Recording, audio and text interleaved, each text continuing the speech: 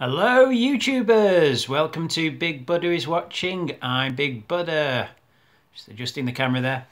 And we're on to Series 8 today, the marathon. We will get through this, Red Dwarf VIII. And the last opportunity I'm going to have to show you any of these, but there you go, for good measure. There's the VHS tapes, Bite 1 and Bite 2. Like Series 7, there were 8 episodes in Series 8. But the BBC, in their wisdom, this time released 4 episodes on each VHS tape, as opposed to 3 and a bit of filler. So you only got the 2 VHS tapes this time around. Why they didn't do that with Series 7, I don't know. So Series 8 really continued the tradition of Red Dwarf reinventing itself, which it had done in Series 6 and Series 7, and of course in earlier seasons as well. Series 8 probably is the most drastic reinvention of the format to date, in that you would be figuring for thinking with Series 7 ending with the nanobots rebuilding Red Dwarf and Holly being reintroduced back into the fold, that Series 8 was just going to be a return to the format of the earlier seasons 3, 4 and 5, only with Kachansky in the mix now. And how would that play out? However, that was not the case. Like I say, Series 8 is possibly the most reimagined version of the series, because in episode 1, when the dwarfers actually get back onto Red Dwarf, and the cliffhanger ending of it being a much enlarged version and Starbuck being tiny as it flies into the docking bay. Once that's all wrapped up and the size of the ship readjusts itself, and indeed the Starbug crashes and blows up, and you think that's going to be the last you see of Starbug essentially, until Series 10. It then transpires that the nanobots have recreated the original crew. Apparently nanotechnology is that sophisticated, that's what it can do. It can bring people back from the dead, reconstruct them atom by atom. It's reconstructed the original crew. So now the original crew of the Dwarf is on board the ship. The captain's still there and various officers here and there. No sign of Todd Hunter. Robert Bathurst, I think he was busy doing Cold Feet at the time, and no sign of Peterson either. He sort of made his name through the Fast Show, and yeah, it was pre Harry Potter, but Chen and Selby still turn up. However, why it's a reinvent? Oh, and of course, this is the way of them bringing Chris Barry back as Rimmer. So this is the only full season of where Rimmer is an actual human character. He doesn't sport the H at any point in this series. Yeah, it's the only season where Rimmer is actually technically human. Why he isn't in later seasons is never fully explained.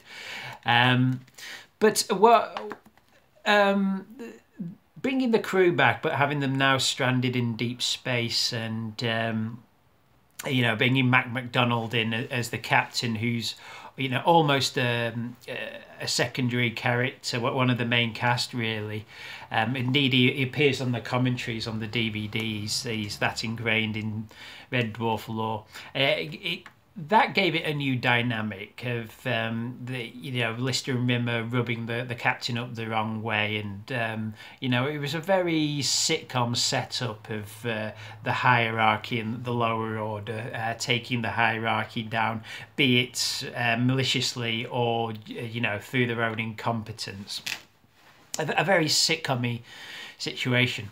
But what sets this apart from the previous series, it was Doug Naylor's decision to essentially do Porridge in space. So when the crew arrived back on Red Dwarf, the first 3 episodes are really set up to have the characters thrown into prison. Apparently, the lowest deck of Red Dwarf is a prison colony that the crew were unaware of. So Lister, Cat, Crichton and Kachansky are all thrown into prison, and Rimmer ends up joining them as well because in the first episode, the second episode, he and Lister concoct a scheme where Rimmer goes through the wreckage of Starbug and gets information upon the crew, and he's able to use this to promote himself. So he ends up in the brig as well. So you get a sort of reinvention of the format, which is that the crew are now all in prison. So it's essentially Porridge in space. And Rob Grant and Doug Naylor did always say that one of the big inspirations, at least from a comedy perspective, was for Red Dwarf was Porridge. Indeed, them inventing the word smeg was really born out of Porridge, which really it felt like a very genuine series, because they did a neat trick in Porridge, which was that they invented swear words, very tame swear words, like naff and narc and things. But in doing so, they were able to recreate the rhythms of realistic speech a lot more convincingly when you had essentially words that you can put in place of swear words. So this is where smeg was really born out of. Of course, anybody knows that smeg. If you know what it's an abbreviation of, it's practically like having a swear word anyway. It's a pretty bad word. But Porridge was a big inspiration on Red Dwarf. The other element that Doug Naylor incorporated into this series was the invention of the canaries. Once the characters are in the brig, they realise they can reduce their sentences if they volunteer for the canaries, which are essentially a squad of prisoners who go out on suicide missions.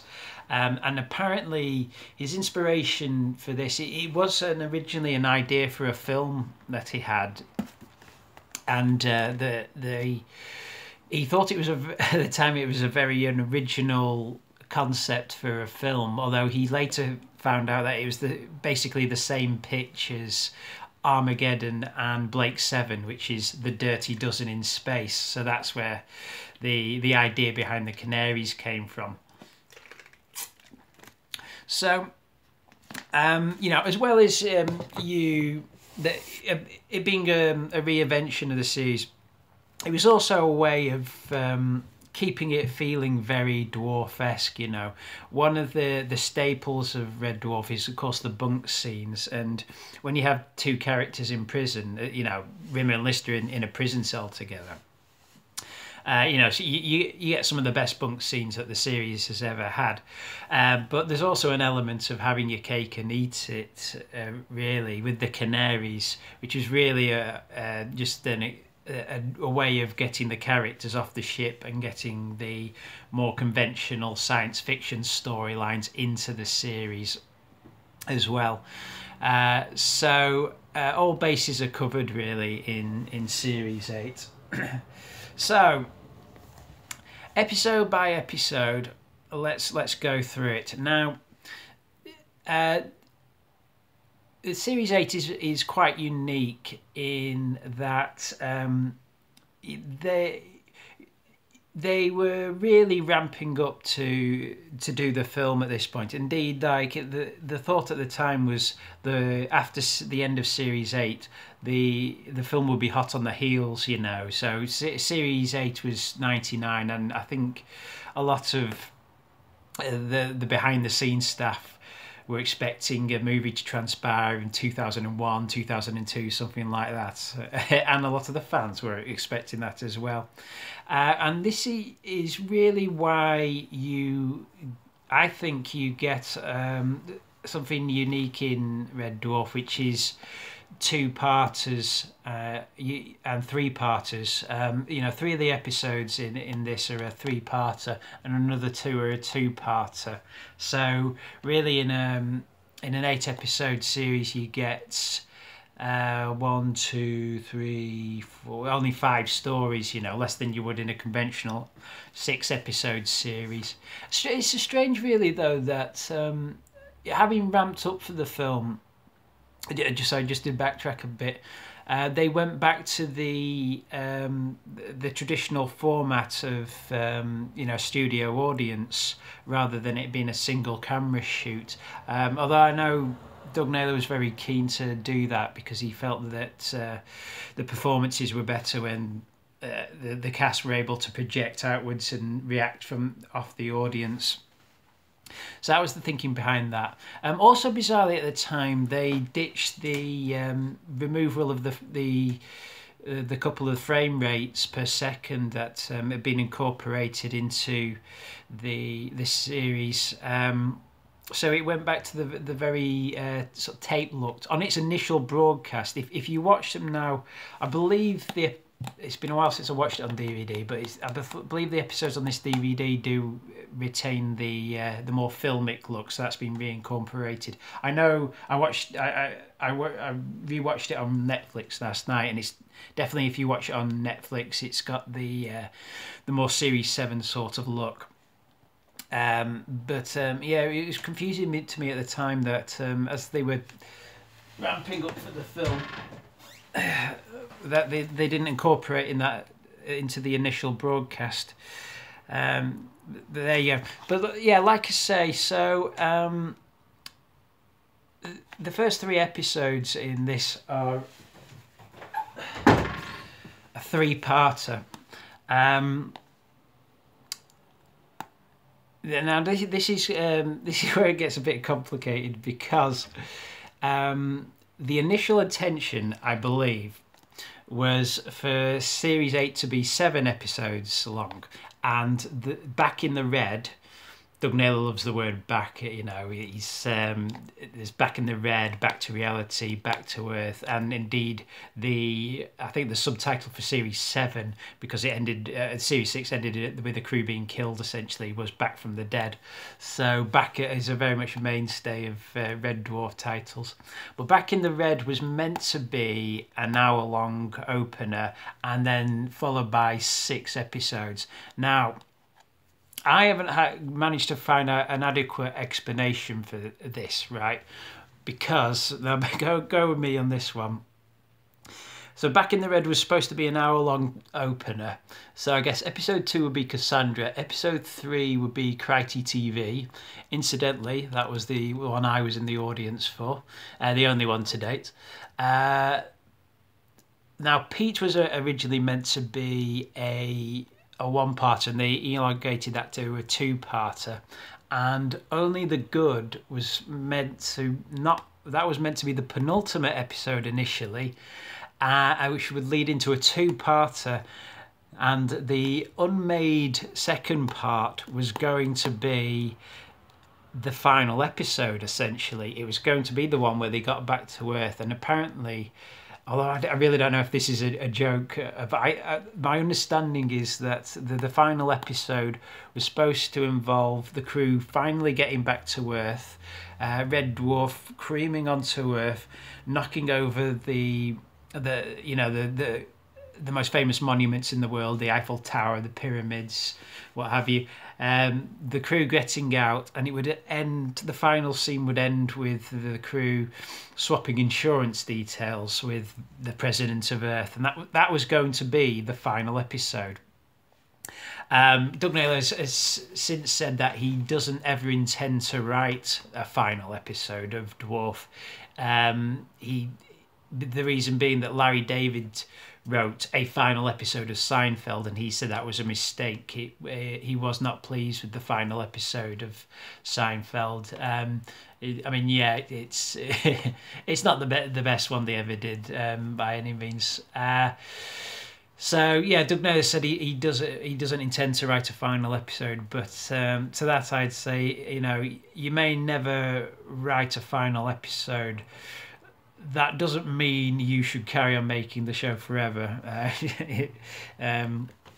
So yeah, so where I was getting at was that, okay, so 7 episodes. So if Back in the Red was meant to be episode 1, Cassandra was meant to be episode 2, Cryty TV was meant to be episode 3, Pete was meant, or Captain's Office I think was the original title, was meant to be episode 4, Only the Good was meant to be episode 5, and the unnamed final episode episode 6. So what was going to be the missing episode?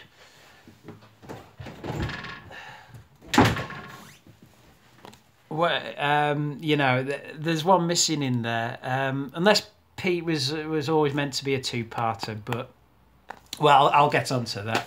So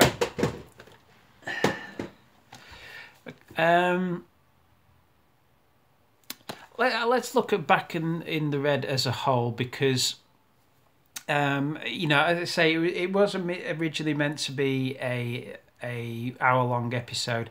I think it would have worked better as an hour-long episode, if you ask me. Indeed, there is an Easter egg on the DVD where you can watch the edited together version.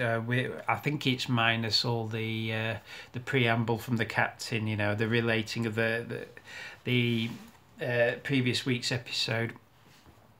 And indeed, it does work quite well as a when you watch it all together. I have seen it on YouTube. In fact, I don't think it should have been an Easter egg. I think it should just have been a regular special feature, because I think it works better edited together into one whole than it does.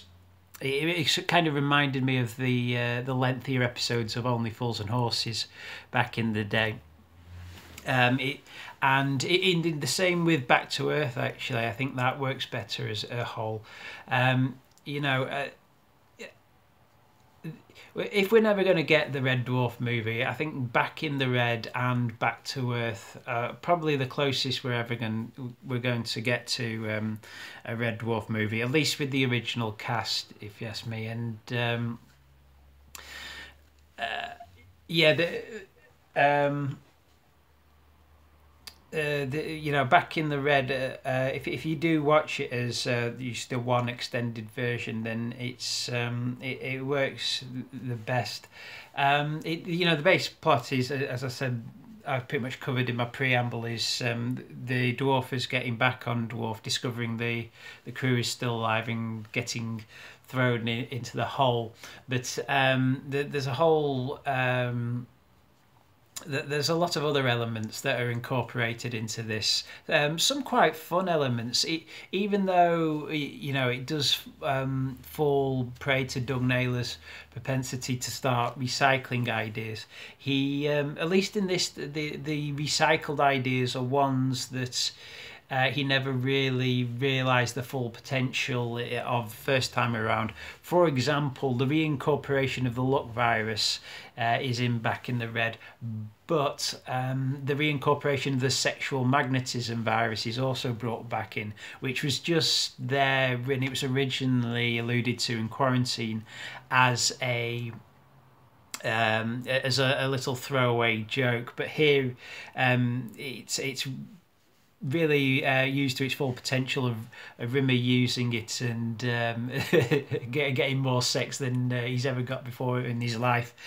It's some of the funniest scenes of the sexual magnetism virus, and yeah, it was by the time it was used, it was long overdue. You also get the crew on trial in a kind of psychotropically induced state, which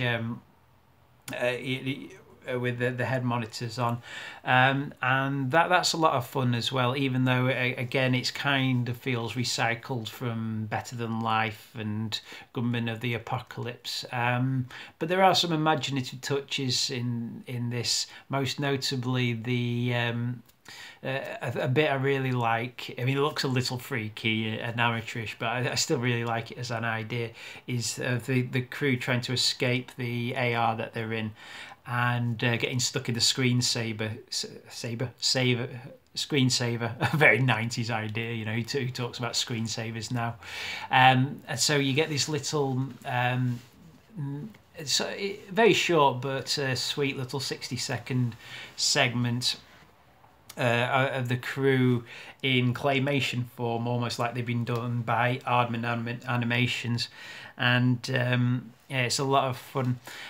Where it falls down I do think it was a mistake to try and I mean, they obviously overran. They shot more than an hour, but extending it to a three-parter, you can really see the padding where the padding occurs.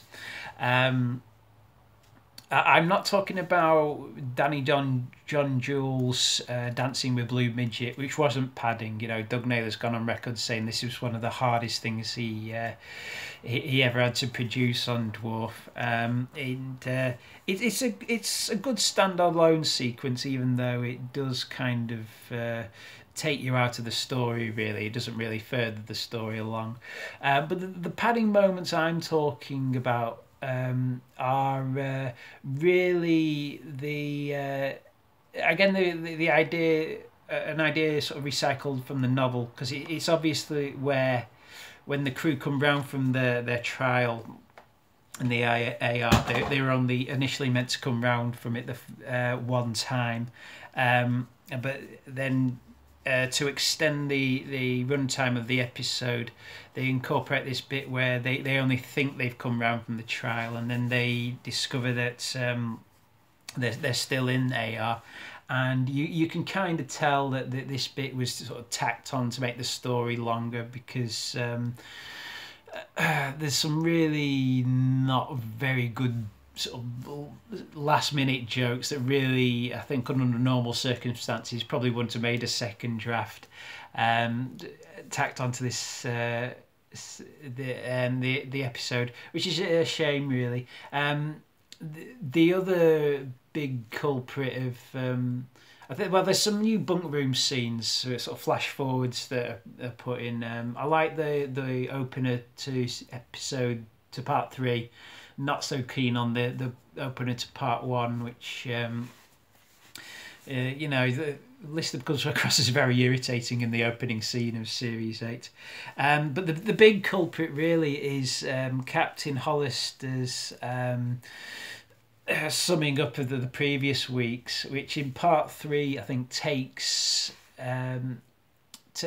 up probably the first 10 minutes of the episode. That is a recap of the previous 2 episodes. So a shame, you know. I think back in the Red, a missed opportunity. It could have been a fairly good 2-parter or a fairly good 1-hour episode or a 70-minute episode, but they over-egged the pudding slightly, if you ask me. I say a shame because episode 4 is a great episode. I think it's Cassandra. It's like I said, it's the one where they introduced the canaries. So the crew go out on the first suicide mission, and they discovered a computer called Cassandra, who of course can predict the future, dipping into the Greek mythology book again. Played by Geraldine McEwen, who I think's probably most famous for playing the witch in Robin Hood, Prince of Thieves. And this is really, of all the latter episodes, I think this is one of the ones that can really stand up alongside ones from the classic era, from series 2 to 4, 2 to 5, 2 to 6, whatever. It's a really good little episode. Lots and lots of funny moments. You know, Rimmer being conniving and you know, setting up finding out that he's going to die because the computer's predicted it. So he tells the computer that somebody else is Rimmer, and that person ends up dying of a heart attack. And then a very funny scene where he's trying to seduce Kachansky because the Cassandra tells Rimmer that he's going to die by Lister shooting him through the head because he's discovered him in bed with Kachansky. So very funny, sweet little scene, and Rimmer being awful. And it's one of those ones where it hits all the right levels. It's really funny. All the jokes work. Nothing feels nonsensical. And I really like the final scene as well of Lister accidentally killing Cassandra. A good little slapstick scene. So yeah, that's it's a real diamond in the rough. It's Cassandra.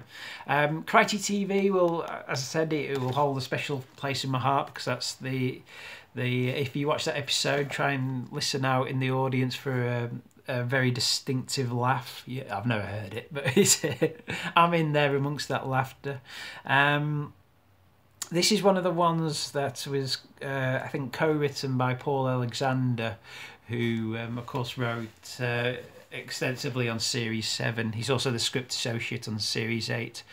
Basic plot is Crichton, who's been reclassified as a woman because he hasn't got genitalia, he gets reprogrammed to film women's shower night and broadcast it to the male quarter of the prison, and then it's a plot about Crichton becoming a media mogul essentially, and there's a parody of Beatles about towards the end of this episode, which is it's going to be a dated joke. I mean, it still makes sense, he's playing a practical joke on Lister, but I don't know if people in years to come will understand the significance of Crichton wearing a beard quite so much as children of the 80s would.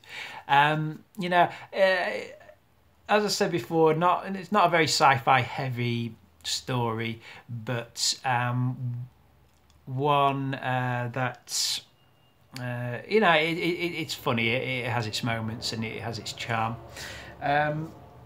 Pete, let's look at this as a whole, really. Again, this really suffers from the same issues I had with back in the Red, which is, I believe initially this was meant to be a one-parter and a single episode, and for whatever reasons they had to extend it.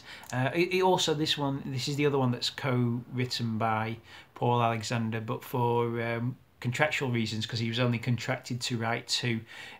Doug Naylor gets a sole writing credit on part 1, and they only share a writing credit on part 2. But I believe Paul Alexander co-wrote both the episodes, and it's got an element. I think this would have made a pretty good one-parter. It's got some pretty good elements in it. There's a running joke of Rimmer and Lister getting called to the captain's office, and then gradually sending the captain mad, which I think would have been a lot stronger as a concept if it had been in 1.5 hour segments, but played out over 2 weeks as it would have been originally broadcast. It kind of loses some of its impact when Captain Hollister goes mad at the end. Some imaginative sci-fi concepts in this discovery of a time wand that can stop time and reverse time, and this also leads Crichton to trying to resurrect a sparrow with it and then reversing its evolution so it turns into a T-Rex because he reverses it several million years. You get the dwarf versus the T-Rex in this episode. The